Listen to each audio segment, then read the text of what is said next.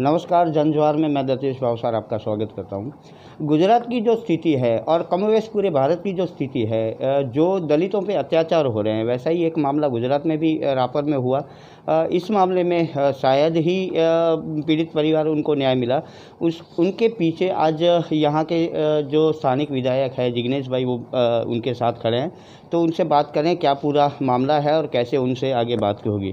नमस्कार जिग्नेश भाई, आपका स्वागत है। नमस्कार। जिग्नेश भाई, जो दलितों पे ऊपर अत्याचार हो रहे हैं, कमोवेश पूरे देश में यही हालात है, तो क्या आगे की रणनीति होगी दलितों की तरफ से और जो भारत के नागरिक हैं उनकी तरफ से? देखिए, जीएसटी और नोटबंदी के चलते जो पूरा व्यापारी वर्ग है उसके ऊपर एट्रोसिटी हुआ। फॉरेस्ट राइट्स एक्ट का इम्प्लीमेंटेशन ना करके एक तरीके से ये सरकार ने गुजरात के 15% जो आदिवासी है उनके ऊपर एट्रोसिटी हुआ। हर दूसरे दिन बलात्कार की घटना होती है। अभी यूपी की घटना सामने आई तो बहनों के ऊपर, महिला के ऊपर अत्याचार चालू है। तो कुल मिलाकर ये जनता के ऊपर सबसे ज़्यादा एट्रोसिटी करने वाली सरकार आज हमारे सर पर बैठी है। तो उसका खामियाजा आदिवासी भी भुगत रहा है, बहनें भुगत रही है, पत्रकार भुगत रहे हैं, एक्टिविस्ट भुगत रहे हैं, महिलाएं भुगत रही है, दलित भी भुगत रहे हैं। बात जब गुजरात के दलितों की आती है तो यहाँ दलितों की जो आबादी वो केवल 7% है, 7% है। तो वो भी एक कारण है कि सरकार उनको थोड़ा हल्के में लेती है। तो जब तक दलित सड़कें जाम न करे, सड़क पर न उतरे, आक्रामक भाषा का प्रयोग न करे, हाईवे को बंद न करे, तब तक बहुत बार ऐसा होता है कि सरकार के पेट का पाली नहीं हिलता।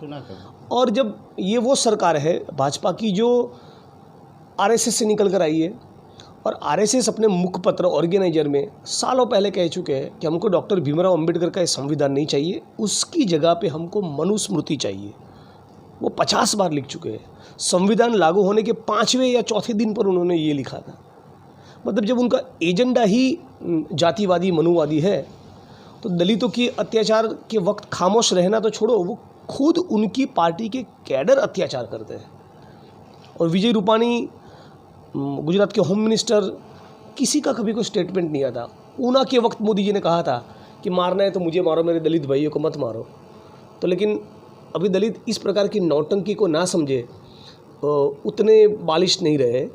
लेकिन कहना ये चाहते हैं आपके माध्यम से कि कितना भी किसी समुदाय को आप इतना दबाओ, एक दिन तो उसका रिएक्शन आएगा। जिग्नेश भाई, एक और मुद्दा था कि महिलाओं की हालत भी बहुत अच्छी नहीं है हिंदुस्तान में।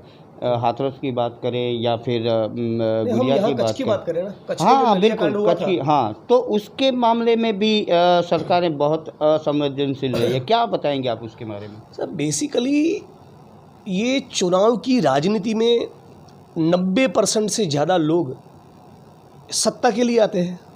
सत्ता के जरिए संपत्ति, और फिर उस संपत्ति के बलबूते पर दोबारा सत्ता। तो यही पूरा चक्र चलता रहता है। तो महिलाओं के लिए, आदिवासी के लिए, दलित के लिए, गरीब के लिए, मजदूर के लिए, मजलूम के लिए, इन सब की फिक्र हो और उनके जीवन में कुछ उजाला हो, उसके लिए कौन राजनीति में आता है? 90% लोग, और यहाँ पर गुजरात में और गुजरात के बाहर भी 4 चौपड़ी पड़े हुए लोग हमारे सर पर बैठे हैं। वो कौन सा नीति बनाएंगे? ब्यूरोक्रेट सारे करप्ट है। ज्यूडिशरी हमको ज़्यादा प्रूफ और दिखती नहीं है। जिग्नेश भाई, एक और चीज़ भी है, क्योंकि हर जगह दलितों पे अत्याचार हो रहे हैं, लेकिन कहीं ना कहीं ऐसा देखा जा रहा है कि राष्ट्रीय स्तर पर दलितों की एकता बहुत कम देखने को मिल रही है, या फिर ये समझ लें कि छोटे मोटे तौर पर है। तो उस बारे में क्या आपके आगे विचार हैं, या फिर कैसे उनको एक साथ जोड़ा जाए? या देखिए, ये यूनिटी का सवाल तो डेफिनेटली है, और ये बहुत लंबे अरसे से हम लोग भी इसी चिंता में कि एक राष्ट्रीय स्तर का ऐसा प्लेटफॉर्म बने जिसमें सारी लड़ने वाली ताकतों एक हो। लेकिन एक तरीके से ये भी एक आदर्शवाद है, ये भी एक सपना है जो साकार नहीं हो रहा। लेकिन पिछले 6 साल में आप देखें तो कॉलेज के कैंपसिस में यूथ इस सरकार के खिलाफ लड़ा, किसान सड़क पे लड़े, और कॉलेज कैंपसिस के यूथ और किसान से ज़्यादा भी सड़क पर कोई उतरा है तो भारत का दलित है। रोहित वेमुला की सांस्थानिक हत्या के वक्त, ऊना के आंदोलन के दौरान, 2 अप्रैल के भारत बंद के दौरान जो चंद्रशेखर आज़ाद और मेरे साथ यूथ जुड़ा, जिन्होंने रविदास मंदिर टूटने पर दिल्ली में सड़कें जाम की, और 2 अप्रैल का भारत बंद तो बिना किसी नेता की कॉल के स्वयं दलित जनता ने अपने आप उस बंद को पूरे देश में लागू करके दिखाया। तो सड़क पे उतरने का सबसे ज़्यादा जज्बा आज इस वक्त इस मुल्क में कोई रखता है तो भारत का 21 करोड़ दलित है। जैसे बात की सबसे बड़ा इश्यू आता है भीमा कोरेगांव का। वहाँ पर भी हम लोगों ने देखा कि जो भी एक्टिविस्ट या आगेवान आए उनको कैसे परेशान किया गया सरकारों की तरफ से, चाहे कोई भी सरकार हो। क्या लगता है ये सरकारें कहीं ना कहीं ऐसे आंदोलनों को ख़त्म करना चाहती है? बिल्कुल, ये आंदोलन को दबाना चाहती है। बेसिकली क्या है, ये फांसीवादी सरकार है। तो उनका साफ रवैया है, जो कहते हैं ना कि हमको कांग्रेस मुक्त भारत चाहिए, सचमुच उनको कांग्रेस मुक्त नहीं, उनको पूरा विपक्ष मुक्त भारत चाहिए।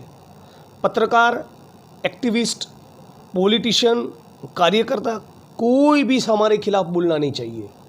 इस प्रकार का इस सरकार का एटीट्यूड है। मतलब सीधा सीधा लोकतंत्र और संविधान के ऊपर ही हमला है। तो ये आपने सुना जिग्नेश मेवानी ने क्या बताया। यहाँ के लोगों को और पूरे भारत के लोगों ने जिस सरकार पे भरोसा किया आज उन्हीं की हालत ख़राब है। एक अच्छे शायर का शेर याद आता है, कहीं कंकड़ निकलते हैं, कहीं पत्थर निकलते हैं, करो जिस पर ज़्यादा भरोसा वही खंजर निकलते हैं।